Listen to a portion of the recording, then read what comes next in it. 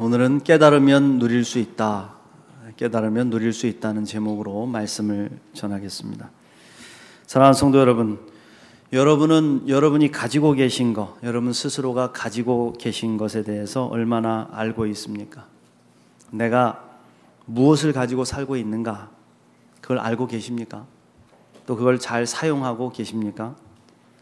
가끔 옷이나 사물함을 정리할 때가 있지요. 오랫동안 열어보지 않은 옷장이나 사물함, 또 창고를 정리하다가 거기서 깜짝 놀랄 만한 선물을 발견하는 기쁨, 그런 걸 경험하게 될 때가 있죠. 생각하지 못한 것들이 거기에 숨겨져 있다가 발견되는 것이지요. 아, 나한테 이런 게 있었나? 아직 쓸만한데, 생각보다 좋은데, 그래서 다시 꺼내서 사용하게 되는 기쁨이죠. 저는 목회자이기 때문에 책장을 정리하다가 이런 경험을 할 때가 많습니다. 책에 욕심이 많다 보니까 가끔 충동 구매로 책을 사기도 하고, 또 서점에 들렸다가 읽다가 좋은 책이 있으면 또 사가지고 오기도 하고, 또 어떤 분들이 선물을 주기도 해서 책이 막 빽빽하게 쌓여가는 것이죠. 그때마다 다 읽을 수는 없으니까 이제 꽂아놓고 정리를 해놓는데, 가끔 설교를 준비하면서 설교가 잘 안 풀릴 때는 책장을 이렇게 뒤져볼 때가 있어요. 그럼 그때 느끼는 게 있죠. 아, 나한테 이런 책이 있었네. 야, 이 책을 읽어봐야겠다. 다시 꺼내서 읽어보는 이제 기쁨이죠. 생각보다는 우리는 많은 것을 가지고 살아갑니다. 이 중에는 눈에 보이지 않는 것들도 포함됩니다. 하나님 우리를 창조하실 때 우리 속에 놀랍고 위대한 능력을 많이 심어주셨습니다. 하나님의 형상이 우리 속에 담겨 있다는 것을 오늘날의 과학적인 언어로 설명한다면 하나님의 DNA가 우리 유전자 속에 담겨 있다, 그렇게 말할 수가 있을 겁니다. 근데 사람들은 이 놀라운 능력이 우리에게 있다는 것을 잘 실감하지 못해요. 깨닫지를 못하고 살아간다 이거예요. 자꾸 자신의 조상이 유인원이라고 생각하고 단세포 생물이라고 생각을 해요. 그래서 위축되고 두려워합니다. 왜 그럴까요? 자기 자신을 성찰하지 않기 때문입니다. 나를 돌아보고 내가 누구인지를 깨닫고 자꾸만 내가 어디로부터 왔는지를 질문하면서 성찰하는 사람은 자기가 누구인지를 깨달을 수 있는데, 그렇게 하지 못하니까 이미 내 안에 담겨주신 하나님의 형상, 하나님이 주신 놀라운 축복과 능력을 깨닫지 못하는 것이죠. 그러니까 그것을 사용할 수가 없는 거예요. 예전에 파리의 연인이라는 드라마를 봤습니다. 여기 주인공 남자의 부잣집에 취직을 한 여자 주인공이 있어요. 이 여자 주인공이 하루 종일 그 집에서 지내면서 청소를 하고 집안일을 하면서 그 집안에 있는 많은 것들을 누립니다. 최신식 샤워 시설을 사용하고 최고의 DVD 영화실을 이용하고 최고급 포도주를 마시고 주인이 준 돈으로 집안을 꾸미고 먹을 것을 만들어요. 그런데 정작 주인인 남자 주인공은 밤 늦게 퇴근하고 들어와가지고 소파에서 쪽잠을 자고 아침 일찍 일어나서 대충 식사를 때우고는 또 돈 벌러 나갑니다. 돈은 많이 버는데 자기가 무엇을 가지고 있는지도 모르고 누리지도 못하고 살아가는 것이죠. 누가 더 행복한 인생을 살고 있는 것일까요? 여러분, 누리지 못하는 인생은 불행한 겁니다. 내게 무엇이 있는지를 깨닫지 못할 때 일어나는 부작용이 있어요. 그게 뭐냐면 돈이나 사람을 지나치게 의지하게 된다는 거예요. 내가 뭐가 있는지를 알지 못하면 돈을 자꾸 의지하게. 왜? 여러분, 없으면 돈 주고 또 사게 되죠? 낭비 없는 인생, 바로 가는 인생을 살기보다는 돈을 이용해서 억지로라도 자기 뜻을 이루려는 인생을 사는 거죠. 돈으로 때우는 겁니다. 또한 사람을 아주 의지하게 돼요. 지나치게 사람을 의지하려고 합니다. 병을 잘 고치는 유명한 의사 선생님이 계셨습니다. 이분에게 많은 분들이 찾아오셔서 병 고쳐달라고 부탁을 하신죠. 근데 그때마다 찾아오시는 분들이 공통적으로 하시는 말씀이 있대요. 돈은 얼마가 들어도 좋으니까 내 병을 고쳐주십시오. 왜 병이 안 낫습니까? 돈을 내가 이만큼 썼으면 내 병세가 좋아져야 하지 않습니까? 나를 좀 고쳐주십시오. 그런데 이렇게 돈을 의지하고 의사를 의지하고 병을 고치려는 사람들은 예후가 좋지 않더라는 거예요. 이분이 환자들을 돕는 방법은 이미 자신 안에 가지고 있는 치유의 능력, 우리의 세포 안에 심겨주신 병을 이기는 능력을 깨닫고 그것을 실감하고 그 능력을 충분히 발휘해서 치료하도록 돕는다는 거예요. 그에 맞는 생활을 할 수 있도록 돕고 적절한 약을 처방해주고 식사를 안내해줄 뿐이라는 겁니다. 이걸 깨닫고 자기 안에 담겨져 있는 치유의 능력을 신뢰하고 그대로 행하는 분들은 몸의 회복이 빠르게 일어났다는 거예요. 불치의 질병도 낫더라는 거예요. 그렇습니다. 여러분, 내 안에 있는 능력, 하나님께서 이미 내게 주신 능력을 깨닫고 사는 인생은 두렵지 않습니다. 병을 이기고 죽음을 이깁니다. 그래서 예수님은 우리 인생에 찾아오셔서 먼저 해주신 게 있어요. 뭐냐? 우리가 누구인지를 깨닫게 해주신 거예요. 네가 누군지 아냐? 너는 짐승이 아니야. 너는 그렇게 살 인생이 아니야. 너는 누구냐? 너는 하나님의 거룩한 자녀야. 그래서 너를 하나님이 너무 사랑하셔서 나를 보내셨어. 하나님은 너를 구원하시길 원하셔. 이걸 깨닫게 하시려고 예수님 오셨다는 거예요. 구약시대에는 하나님께 나아가기 위해서 제사장을 통해야 했습니다. 죄를 사함받기 위해서는 양을 잡고 소를 잡아서 그 피를 가지고 대속의 은혜를 받아야만 했어요. 단회적이어서 매번 했어요. 매번. 그런데 이제는 예수님의 십자가 보혈을 통해서 직접 나갈 수 있다고 말씀하셨어요. 이걸 깨닫고 믿는 사람은 단번에 하나님께로 나아가게 됩니다. 나와 하나님과 1대1로 만나는 길이 열려 있는 거예요. 예수님을 만난 사람들, 예수님이 고쳐주신 사람들에게 늘 이 말씀을 하셨어요. 내 믿음이 너를 구원하였다. 너도 하나님의 거룩한 자녀다. 내 믿음이 너를 구원하였다. 너도 하나님의 거룩한 자녀다. 다시 말하면 우리 스스로가 얼마나 하나님의 사랑을 받는 존재인지, 하나님의 사랑이 얼마나 우리를 감싸고 있는지를 깨닫는 사람, 그 은혜의 인생을 살라고 말씀하시는 거예요. 이걸 깨달은 사람들은 직접 하나님과 교통합니다. 직접 기도하고 직접 대화하고 직접 주시는 은혜를 누리는 것이죠. 다른 사람을 통해서가 아니라 나 스스로가 하나님과 연결되어 있음을 실감한다 이거예요. 그 예수님은 말씀하셨어요. 요한복음 7장 38절 말씀에 나를 믿는 자는 성경의 이름과 같이 그 배에서 생수의 강이 흘러나오리라. 할렐루야. 여러분 속에도 생수의 강이 있어요. 우리 안에 이미 주신, 흘려보내주시는 생수의 강이 있다는 겁니다. 그걸 마시면 돼. 다른 우물을 기웃거릴 필요가 없다는 겁니다. 다른 은혜 구하려고 하면, 여러분 사람 의지하려고 하면 돈 많이 들어요. 누가 좀 기도 좀 해준다 그러면 그냥 가가지고 기도해 주세요 되나요? 봉투라도 하나 만들어서 드려야 되죠. 스스로 변하려고 하지 않고 나를 고쳐보라고, 나를 바꿔보라고 한다 이겁니다. 교회 다니는 분들 중에 많은 분들이 그렇게 하고 있어요. 이미 내 안에 주님께서 주신 영생의 생명수가 흘러넘치는데 와가지고 자꾸 목사한테 나를 바꿔보라고, 나를 고쳐보라고 그러는. 그러니 늘 다른 사람의 우물을 퍼마시려고 기웃거리니 이 얻어마시려는 인생이 어찌 행복할 수가 있겠냐. 오늘 말씀을 보십시오. 모압 왕 발락은 힘이 있는 사람이었어요. 여러분 모압이나 암몬 이런 이 족속은 사실은 여러분들이 아시는 아브라함의 조카 롯이 소돔과 고모라가 멸망할 때 거기서 빠져나왔다가 자기 자식 딸들하고 안 좋은 일을 해가지고 자손을 낳게 되는데 그때 생겨난 족속이에요. 모압 족속이.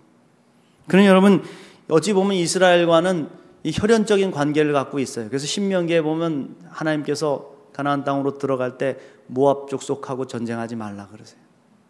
안 싸울 수도 있어. 사실은 그 뜻을 이루고 평화를 가지고 가나안 땅으로 이스라엘 백성이 지나갈 수 있도록 길을 열어주면 안 싸울 수도 있어요. 그런데 이 모압 왕 발락은 힘이 있고 능력이 있음에도 불구하고 물질도 많았음에도 불구하고 이스라엘 백성들의 소문을 듣는 거예요. 애굽에서 탈출한 민족이 광야길 40년을 지나면 더 강해졌는데 이제 가나안 땅을 하나님이 주신 자신들에게 약속하신 땅이라고 하면서 간다 오른다. 그걸로 지나가려고 한단다. 이 소문을 들었다는 거예요. 그래서 어떤 일을 했습니까? 두려워진 발락은 미디안의 장로들을 불러 도움을 요청하고 당시 유명했던 주술가 발람을 매수해서 돈으로 매수해서 저 이스라엘을 저주해달라고 부탁을 하는 거예요. 이름도 좀 잘 지어야 돼요, 여러분. 발락, 발람 비슷비슷하잖아요. 끼리끼리 논다고. 이 발락이라는 이름은 멸하는 자, 약탈자라는 뜻을 갖고 있어요. 발람은 백성을 망하게 하는 자. 다 망하고 멸하게 하는 자들이 모여가지고 그런 짓을 하는 거죠. 여기 신기한 것은 발람이 복을 빌면 복이 임하고 저주를 빌면 저주가 임했나 봐요. 여기 무당들도 그런 짓 하는 분들이 있잖아요. 아시다시피 무당들도 귀신의 힘을 빌려서 이런 일을 합니다. 꽤 용한 무당들도 있어요. 당시 발람도 신령하기로 소문이 나 있었다 이겁니다. 그래서 발락은 사신들과 많은 예물을 만들어가지고 보내서 발람 보고 와달라고, 제발 와서 저 이스라엘 백성들을 저주해달라고 부탁을 하는 거예요. 근데 이 발람이 그 부탁을 듣고 가서 이스라엘을 저주하려고 해도 그의 입을 하나님이 딱 막으시니까 저주가 나오질 않습니다. 입을 벌리면 뭐가 나와요? 축복이 나오는 겁니다. 도리어 이스라엘 백성을 향한 축복의 기도가 막 줄줄줄 나오는 거예요. 하나님께서 입을 막으셔서 그 비틀어 버리니까. 이게 한 번이 아니라 두 번이나 실패를 하게 되니까 이번 세 번째에는 더 많은 재물을 바치면서 이스라엘 저주해달라고 부탁을 하는 겁니다. 27절부터 보시면 발락이 발람에게 또 이르되 오라 내가 너를 다른 곳으로 인도하리니 내가 거기서 나를 위하여 그들을 저주하기를 하나님이 혹시 기뻐하시리라 하고 발락이 발람을 인도하여 광야가 내려다 보이는 부올산 꼭대기에 이르니 발람이 발락에게 이르되 나를 위하여 여기 7제단을 쌓고 거기 숫송아지 7마리와 순양 7마리를 준비하소서. 발람은 7제단을 쌓고 7 숫송아지와 7 순양을 바치면서 간절히 기도했어요. 그런데 또 어떤 일이 벌어지죠? 그의 입에서 더욱 놀라운 축복의 말씀이 흘러나오더라. 할렐루야. 저는 이 모습을 보면서요, 발람이나 발락의 이야기보다는 축복을 받는 이스라엘 백성들을 봤어요. 야, 대단하다. 얼마나 하나님이 사랑하시는지. 하나님이 사랑하시는 백성, 하나님이 함께 하시는 백성은 저주도 축복으로 바뀌는 은혜를 입는구나. 할렐루야. 우리는 가만히 있었는데 주님이 은혜로 주셨습니다. 믿습니까? 이걸 깨닫고 살아가는 백성들은 이 축복을 내 것으로 누릴 수가 있는 거예요. 다시 말해서 내가 누구인지를 깨닫고 살아가는 사람, 나가 누구고 내 속에 담아주신 하나님의 놀라운 축복이 무엇인지를 깨닫고 돌아보는 사람은 그 복을 누리며 살아갈 수가 있다는 거예요. 사랑하는 성도 여러분, 저는 목회자로서 우리 성도들을 위해서 기도를 많이 합니다. 그런데 안타까운 것은요, 성도들이 주세요라는 기도는 많이 하는데 이미 자신 안에 주신 놀라운 은혜와 축복과 능력을 실감하지를 못하더라고요. 그걸 깨닫지를 못해요. 계속해서 달라고 해서 쌓아는 놓는데 누리지를 못하는 인생입니다. 이걸 깨달으면 복을 누릴 수가 있는데, 아하, 내가 이런 존재구나. 아하, 내게 이런 복을 주셨구나. 아하, 내 속에 이런 능력이 있었구나. 내게 능력 주시는 자 안에서 내가 모든 것을 할 수 있구나. 할렐루야. 깨달을 때 사용할 수가 있다. 그럼 하나님께 연결되어 있는 우리에게 심어주신 복이 뭘까? 오늘 말씀을 통해서 몇 가지 살펴보겠습니다. 첫 번째로 강가의 동산같이 번성하는 복을 주셨대요. 믿습니까? 오늘 말씀 5절부터 보시면 야곱이여 내 장막들이 이스라엘이여 내 거처들이 어찌 그리 아름다운고 그 벌어짐이 골짜기 같고 강가의 동산 같으며 여호와께서 심으신 침향목들 같고 물가의 백향목들 같도다. 그 물통에서는 물이 넘치겠고 그 씨는 많은 물가에 있으리로다. 할렐루야. 여러분, 지금 이스라엘이 장막을 치고 있는 장소가 어디입니까? 바로 광야예요.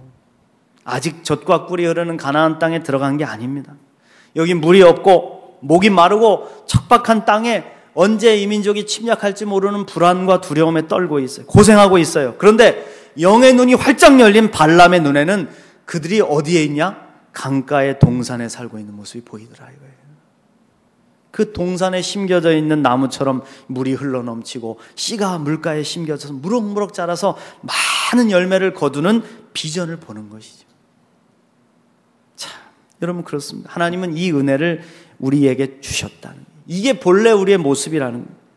강가의 동산 같은 인생. 사랑하는 성도 여러분, 이 모습을 많이 묵상하고 실감하시기를 축원합니다. 그림을 하나 집에 걸어놔도 좀 이런 강가의 동산 같은 그림을 많이 거세요. 삐셔 골아가지고 막 이해도 안 되는 이상한 그림인데 비싼 거요 그러면서 걸어놓지 마시고 이런 그림 좀. 그래서 눈을 감아도 그 강가의 동산 같은 모습이 막 싹 눈에 선한 거 있잖아요. 그러니까 여러분들을 그렇게 묵상하고, 여러분 자녀들도 지금 좀 방황하고 어렵고, 또 내 남편이 지금 조금 사업이 안 되고 힘들어. 언제 다 그냥 비틀어져 가지고 우린 다 망할 거예요, 죽을 거예요. 그러고 앉아 있으면 그렇게 된다니까요. 그런데 강가의 동산이야. 내 남편은 강가의 동산이야. 내 아내는, 내 사랑하는 아들과 딸들은 강가에 심겨진 동산이야. 할렐루야. 하나님 말씀하셨어. 당신은 강가의 동산 같은 인생을 살 거야. 그 모습을 묵상하고 그 비전을 보라 이거예요. 이 눈이 열리시기를 축원합니다. 말로만이 아닙니다. 실질적으로 성경 속에는 메마른 광야 같은 땅에서 백배의 결실을 맺었던 이삭이 있었고, 감옥에 갇힌 상한 인생에서 일어나 한 나라의 총리가 되는 요셉 같은 인생도 있었고, 쫓기는 가운데서도 푸른 초장 쉴만한 물가로 인도하시는 그림 같은 인생을 산 다윗이 있었다 이겁니다. 오늘날 그리스도인들 가운데도 이런 은혜를 누리고 살아가는 많은 인생이 있어요. 그런 간증이 있어요. 다 말씀드리지 못해도 얼마나 많은지 몰라요. 시편 1편 말씀에 복 있는 사람은 시냇가에 심은 나무가 철을 따라 열매를 맺으며 그 잎사귀가 마르지 아니함 같으니 그가 하는 모든 일이 다 형통하리로다. 할렐루야. 여러분 그렇습니다. 문제는 이 말씀을 우리가 듣기는 하는데 믿지를 못하고 이 놀라운 비전을 실감하지 못하는 데 있다. 깨달으시라. 여러분의 인생은 갈라지고 메마른 인생이 아니라 강가의 동산같이 번성하는 인생인 줄 믿습니다. 이 비전을 가슴에 품고 반드시 그렇게 되리라는 것을 믿고 이를 누릴 수 있는 저와 여러분 되시길 축원합니다. 두 번째로 하나님께서 우리에게 주신 복은 모든 대적을 이기는 능력의 복입니다. 오늘 말씀 8절 말씀 보시면 하나님이 그를 애굽에서 인도하여 내셨으니 그 힘이 들쏘아 같도다. 그의 적국을 삼키고 그들의 뼈를 꺾으며 화살로 쏘아 꿰뚫으리로다. 꿇어앉고 누움이 숫사자와 같고 암사자와도 같으니 일으킬 자 누구이랴. 할렐루야. 여러분 이스라엘 백성들은 전쟁을 할 줄 모르는 민족입니다. 애굽에서 살 때 시키는 대로 하고 때리면 맞아야 되는 노예였기 때문에 싸움할 줄 몰랐어요. 그런 노예 생활을 1, 2년, 10년 한 게 아니라 몇백 년을 했습니다. 수백 년을 했기 때문에 그들의 DNA 속에는 남을 해치거나 점령하는 호전성이 별로 없었습니다. 광야를 지나오면서도 싸움은 누가? 하나님이 대신하셨습니다. 구름기둥, 불기둥으로 지켜주시고 어려울 때는 하나님의 군대가 대신 싸워주셨기 때문에 전쟁 능력도 별로 없었고 무기도 현찮았어요. 그런데 그런 그들이 힘센 들소와 같고 사자와 같다는 거예요. 그렇게 용맹하고 힘 있는 모습이 그들 속에 있다는 것을 발람은 본 것입니다. 여러분 들소를 아세요? 들소는요 큰 건 키가 180cm도 넘는데 몸무게는 900kg에서 1500kg까지 나간다고 합니다. 얼마나 힘이 센지 어마어마한 힘을 가졌죠. 이게 뿔이 날카롭고 달려가면 웬만한 포식자들도 공격을 못합니다. 광야길을 걷는 이스라엘 백성들에게는 이 하나님께서 들소의 힘을 주셨다는 거예요. 거친 광야 같은 인생길을 걷고 높은 산과 장애물들을 뛰어넘을 수 있는 힘을 그들에게 주셨다는 거예요. 또 용맹한 숫사자와 암사자와 같은 능력을 주셨대요. 여러분 동물의 왕국 같은 거 보시면 어떻습니까? 사자들이 사냥을 하잖아요. 얘들이 사냥을 하고 나면 실컷 뜯어먹고 잠을 잡니다. 감히 잠자는 자의 코털을 건드릴 수 없어요. 사자가 잠들어 있는데 어디 그걸 만지겠어요. 그들이 꿇어앉고 눕는 것은 스스로의 필요에 의해서라 이거예요. 누가 억지로 한다고 하는 게 아닙니다. 배고프면 일어나 사냥하고 배부르면 누워서 마음껏 잡니다. 저는 이 자유함과 담대함을 보면서 막 가슴이 뛰었어요. 와, 주님께서 내게 이 사자의 용맹함과 담대함을 주셨다. 난 누구의 노예가 아니야. 난 누구에게 끌려다니지 않아. 난 내가 일어나고 내가 누울 거야. 주님이 내게 이 자유함을 주셨어요. 하나님이 우리에게 작은 생쥐나 토끼 같은 이스라엘아 이러면 어떠시겠어요? 야, 너 귀여운 햄스터 같은 이스라엘아. 여러분 어찌 하겠습니까? 그런데 아니라는 거예요. 여러분 구약성경 보세요. 위대한 들소의 힘과 무서운 사자의 힘이 우리 속에 담겨 있다는 거예요. 그리고 그 능력을 우리 예수님이 이미 증거해 주셨다는 겁니다. 사망 권세, 사단의 모든 능력을 밟으시고 승리하셨다는 거예요. 할렐루야. 이 능력이 우리 안에 있음을 믿으십니까?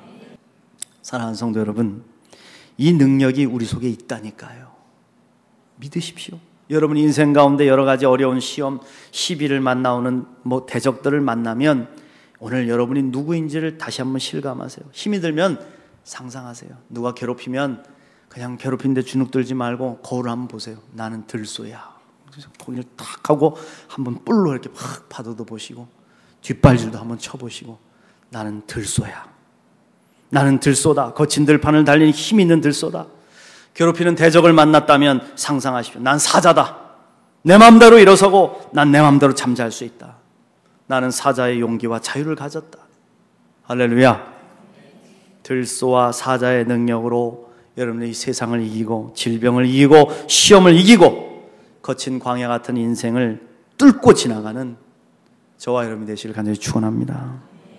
마지막으로 가장 위대한 복을 주셨어요. 어떤 복입니까? 축복의 통로가 되는 복을 주셨다. 9절 말씀 하반절 보시면 너를 축복하는 자마다 복을 받을 것이요 너를 저주하는 자마다 저주를 받을지로다. 할렐루야. 저는 이 복을 받았다는 사실이 얼마나 놀라운지 모릅니다. 나는 가만히 있었는데, 나는 사실 주님께 잘한 것도 없는데 나를 선택하시고 축복의 통로로 쓰시겠다는 거예요. 나를 사랑하고 나를 도와주고 나를 축복하는 사람들은 그 축복을 자기도 받게 된다는 거예요. 우리가 사모하는 하늘의 신령한 복을 같이 사모하는 모든 사람들에게 우리가 받은 복이 흘러간다. 마치 우리의 거대한 축복의 관이 이렇게 하늘로 연결되어 있는데 우리가 그것을 받아서 통로가 돼서 흘려보내면 그들이 연결되는 거라는 거예요. 통로가 뭡니까? 항상 흘러가는 길이 통로잖아요. 하나님의 축복은 언제나 충만합니다. 부족하지 않습니다. 하나님의 축복의 댐에는 가뭄이 없습니다. 문제는 통로죠. 통로가 막히는 거예요. 내가 축복의 통로임을 실감하면 내 안에 가득 차있는 하늘의 축복을 깨닫게 되는 것이죠. 그럼 통로는 욕심 부릴 필요가 없어. 왜? 항상 채워져 있으니까. 그냥 흘려보내면 계속 채워져 있어요. 그런데 욕심을 부려 나만 먹어야지, 나만 받아야지 하고 통로를 막아버리는 거예요.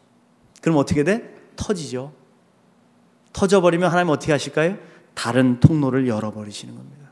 그럼 나도 못 받고 남도 못 받는 거예요. 축복의 통로의 역할이 뭡니까? 계속해서 흘려보내는 거예요. 계속해서 흘려보내면 계속해서 채워주시는 거예요. 오늘날 기독교가 이걸 잘 못해요.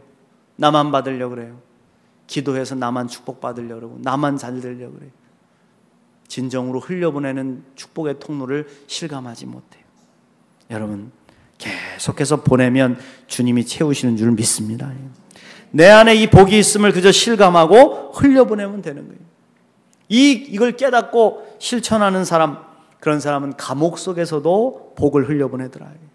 사도 바울이 그런 사람 아니었습니까? 감옥에 갇혀서 죽을 날만을 기다리고 있는데 그 감옥 속에서도 계속해서 성도들을 축복하고 끊임없이 복을 빌어주는 복의 통로가 된 것이죠. 내 속에 가득 차 있는 복을 깨닫는 사람이 누릴 수 있고 나누어 줄 수 있는 통로가 되더라. 여러분 믿습니까? 여러분 그렇습니다. 사랑하는 성도 여러분, 발람은요 선지자도 아니었어요. 이방인을 섬기는 주술사였습니다. 오늘날로 따지면 무당 같은 사람이었어요. 하나님의 뜻대로 예언하려고 했던 사람도 아니에요. 돈이 좋아서 그 돈이 눈에 멀어가지고 갔던 거예요. 마지못해 간 거예요. 그럼에도 불구하고 그의 눈이 열리니까 하나님의 축복이 얼마나 위대하고 놀라운지를 보는 거 아니겠습니까? 하물며 하나님의 거룩한 자녀요, 위대한 백성인 우리들이 지금 이 축복을 보지 못하고 누리지 못하고 산다면 얼마나 안타까운 일이냐. 얼마나 안타까운 일. 오늘 이 놀라운 눈이 여러분 열리시기를 축원합니다. 이미 여러분 안에 심어주신 놀라운 복, 강가의 동산 같은 번성의 복, 대적을 이기는 능력의 복, 축복의 통로가 되는 위대한 복이 여러분 가운데 있음을 믿으시길 축원합니다. 그래서 이를 깨닫고 누리고 마음껏 흘려보내는 축복의 통로로 살아가시기를 주님의 이름으로 축원드립니다.